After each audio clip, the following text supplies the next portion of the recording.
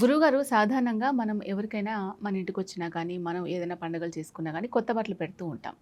అలాగే మన పాత బట్టలు ఉంటూ ఉంటాయి కదా! అవి ఊరికే పడేయడం ఎందుకని కొంతమందికి ఇస్తూ ఉంటాం. లేని వాళ్ళనో, లేదంటే ఎవరైనా ఇంటికొచ్చి అడిగే వాళ్ళకు అలా ఇస్తూ ఉంటాం కదా! అలా మన పాత బట్టల్ని బయట వాళ్ళకి ఇవ్వొచ్చంటారా? అది మంచిదేనా? చాలామంది అలా ఇవ్వొద్దు అని అంటూ ఉంటారు. సాధారణంగా అమ్మ అంటే మన శరీరంలో ఉన్నటువంటి దుర్గంధం అవ్వచ్చు, సుగంధం అవ్వచ్చు, భావ ఉద్వేగభరితమైనటువంటి ఎమోషన్స్ ఇవన్నీ కూడా వస్త్రాన్ని అంటిపెట్టుకుంటాయి. హ్మ్. ఒక వ్యక్తి యొక్క వ్యక్తిత్వాన్ని అంటే దీన్ని చెడుగా ఉపయోగించుకునే వాళ్ళు ఏం చేస్తారంటే చేతబడులు అవి చేసేటప్పుడు ఆ వ్యక్తికి అంటే చేతబడి అనే ఒక ప్రక్రియ చేసేవాళ్ళు ఆ వ్యక్తి తాలూకు ఒక శక్తి కావాలి, వాళ్ళకి ఏదైనా చెడు చేయాలన్నప్పుడు ఆ వ్యక్తి యొక్క వస్త్రాన్ని ఆయుధంగా వాడతారు. వెంట్రుకలు, బట్టలు, చెప్పులు ఇలాంటివి. అంటే మన శరీరం నుంచి మనం విడిచిపెట్టినటువంటి డెడ్ సెల్స్, ప్రాణాన్ని కోల్పోయినటువంటి జీవరహితమైనటువంటి వ్యర్థం ఈ వస్త్రాన్ని అంటుకుంటుంది. ఫస్ట్ చెమట రూపంలో బయటకు వచ్చి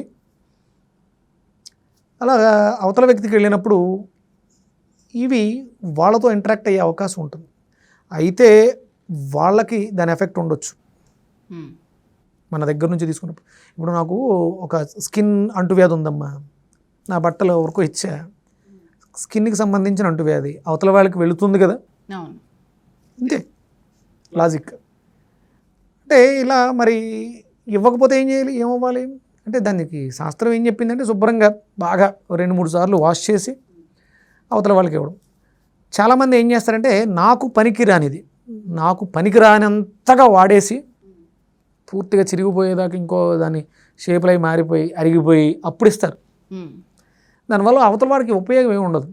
ఒరిజినల్గా మన సనాతన ధర్మం, హిందూ ధర్మం ఏదైనా దానం చేస్తే ఏదైతే ఇస్తావో అది 10 నీకు వస్తుంది. హ్మ్. నువ్వు పూర్తిగా వాడేసి నీకు పనికిరాని స్థితికి వచ్చిన తర్వాత ఎవడికో దానం చేస్తే నీకు అదే ఇస్తాడు భగవంతుడు. ఇవ్వటం మంచిదే, నువ్వు ఇచ్చేది అవతల వాడికి ఉపయోగకరమై ఉండాలి. అందులోనూ వస్త్రాల విషయంలో కొంచెం జాగ్రత్తగా కేర్ఫుల్గా ఉండాలి. అంటువ్యాధులు ఉన్నా ఇప్పుడు పాపపు పనులు చేస్తుంటారు కొంతమంది, ఆ వస్త్రాన్ని కొంత అంటు పెట్టుకుని ఉంటుంది. ఇప్పుడు ఆత్మ అనేది ఈ దేహాన్ని ఒక షర్టులా భావిస్తుంది. హ్మ్. ఇన్కార్నేషన్స్ మారినప్పుడల్లా ఈ షర్ట్ తీసి పక్కన పెట్టేసి వెళ్ళిపోతూ ఉంటుంది. అలా ఈ దేహం ఆ వస్త్రాన్ని అంటే శరీరాన్ని కాపాడుకోవడం కోసం మనం పెట్టుకుంటూ ఉంటాం. అది అవతల వాడికి ఉపయోగపడితే మంచిదే, ఇవ్వడం ఏమీ తప్పు కాదు, దానం చేయాలి. మనకి అంటే నాకు స్తోమత ఉందమ్మా, నేను కొనుక్కోగలను సంవత్సరానికి ఒకసారి. అంటే పూర్వం ఏంటంటే ప్రతి సంవత్సరం కొత్త బట్టలు కొనుక్కోవడం ఆచార సాంప్రదాయాలు ఉంటాయి.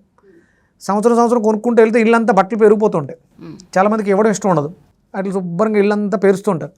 అవి నెగిటివ్ ఎనర్జీ, నా శరీరంలోంచి వచ్చినటువంటి దుర్గంధం, ఎవరికైనా దుర్గంధమే. అవి పక్కన వాడేస్తే కొన్ని రోజులకి బ్యాడ్ స్మెల్ వస్తాయి. వాడని వస్తువులు బ్యాడ్ స్మెల్ వస్తూ ఉంటాయి. అలా ఇవ్వకూడదు. మళ్ళీ వాటిని శుభ్రంగా నువ్వు ఎంత అయితే శ్రద్ధతో వాడతావో బట్టల్ని అంతే శ్రద్ధగా శుభ్రం చేసి అవతల వాళ్ళకి కూడా ఇస్తే అది వాళ్ళకి ఉపయోగపడుతుంది. వాళ్ళ ఒంటిని దాచుకోవడానికో వాళ్ళకి ఒంటికి రక్షణకో ఉపయోగపడుతుంది. ఆ ఇచ్చేటప్పుడు కొంచెం జాగ్రత్తగా నీ శరీరం సంబంధించినటువంటి ఇన్ఫర్మేషన్ అవతల వాళ్ళ దగ్గరికి వెళ్ళకూడదు. భావ వ్యక్తీకరణ, భావ ఉద్వేగాలు అవతల వ్యక్తిని ఇన్ఫ్లుయెన్స్ చేసే అవకాశం ఉంటుంది. కొంచెం దాన్ని శుభ్రం చేసి చిరుగులు అయ్యి ఉంటే అన్న ఒకవేళ తెలియకుండా పడినా బాగా పనిచేస్తుంది. ఎక్కడో చిరుగు ఉంది, కొంచెం చిన్న కుట్టు లాంటిది వేసి రిపేర్ చేసి ఇస్తే బాగుంటుంది, అవతల వ్యక్తికి ఉపయోగపడుతుంది. మరి చాలామంది ఇప్పటికే ఈ విషయాలు తెలియక ఇచ్చేసిన వాళ్ళు ఉంటారు. ఒకవేళ ఇవ్వాలి అని అనుకున్నా ఎవరైనా వచ్చి మన ఇంటికి వచ్చి అమ్మో ఇవి పాత బట్టలు ఏమైనా ఉంటే ఇవ్వండి అని అడిగితే తెలిసి తెలియక అలాగే ఇచ్చేసిన వాళ్ళు ఉంటారు.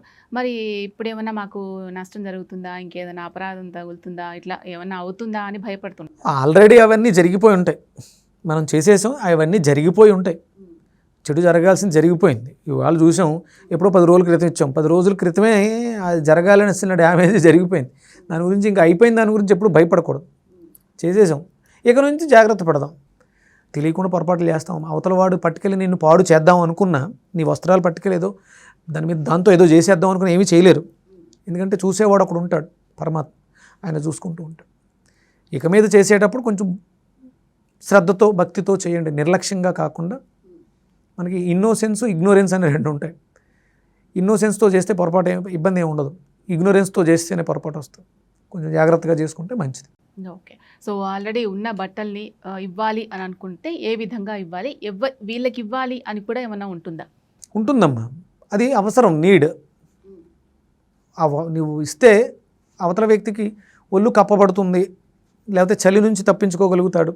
అలా అర్హత ఉన్నవాళ్ళు దానం ఎప్పుడు కూడా అపాత్ర దానం అవ్వకూడదు. రెగ్యులర్గా బట్టలు కొనుక్కునే అవకాశం ఉండి అలాంటి వాళ్ళకి ఇవ్వడం వల్ల పెద్దగా ఉపయోగం ఏమి ఉండదు. ఆ నీడ్ ఉండాలి, నువ్వు ఇచ్చే బట్టలు అవతల వ్యక్తికి ఉపయోగమై ఉండాలి. అలాంటి వాళ్ళని సెలెక్ట్ చేసుకుని, అలాంటి వాళ్ళు అంటే చూడండి, పిల్లలు నిర్లక్ష్యం చేసినటువంటి తల్లిదండ్రులు అంటే సాధారణంగా ఓల్డేజ్ హోమ్స్ ఉండకూడదు. అలాంటి వాటికి దానం ఇవ్వడం ద్వారా చరమాంకంలో చివరి రోజులు గడుపుతున్నటువంటి వాళ్ళు ఒక మంచి బట్ట కట్టుకున్నాం అనే తృప్తి కూడా వాళ్ళకు ఉంటుందేమో. బట్ట వేసుకున్నప్పుడు జాగ్రత్తగా ఈ డ్రెస్లో నువ్వు చాలా బాగున్నావు అనేది వాళ్ళకు కూడా అనిపిస్తుంది కదా. ఇంతకుముందు కొనుక్కోలేకపోయి ఉండొచ్చు. అందుకని అలాంటి వాటిని సెలెక్ట్ చేసుకుని అలాంటి వాళ్ళకి ఇస్తే చాలా హ్యాపీగా ఫీల్ అవుతాయి. ఓకే గురుగారు.